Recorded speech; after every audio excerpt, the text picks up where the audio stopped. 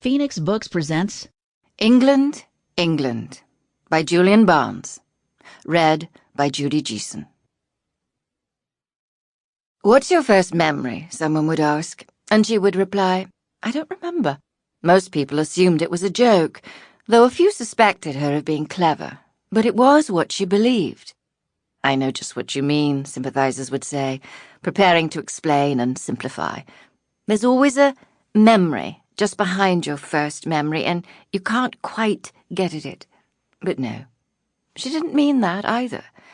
Your first memory wasn't something like your first bra, or your first friend, or your first kiss, or your first fuck, or your first marriage, or your first child, or the death of your first parent, or your first sudden sense of the lancing hopelessness of the human condition. It wasn't like any of that.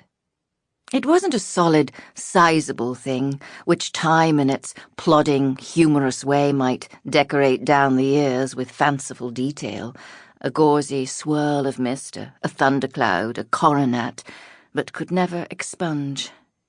A memory was, by definition, not a thing. It was a memory. A memory now of a memory, a bit earlier of a memory before that, of a memory way back when. So people assertively remembered a face, a knee that bounced them, a springtime meadow, a dog, a granny, a woolen animal whose ear disintegrated after wet chewing.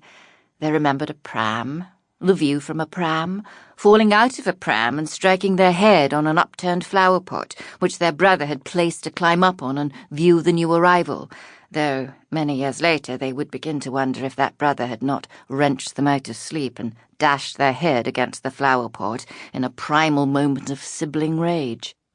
They remembered all this confidently, uncontradictably, but whether it was the report of others, a fond imagining, or the softly calculated attempt to take the listener's heart between finger and thumb and give it a tweak whose spreading bruise would last until love had struck.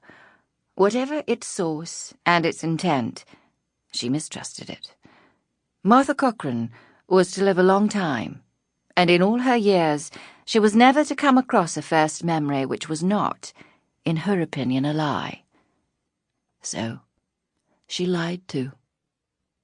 Her first memory, she said, was of sitting on the kitchen floor, which was covered in loosely woven raffia matting, the sort with holes in, holes you could poke a spoon into and make bigger and get smacked for, feeling safe because her mother was singing to her.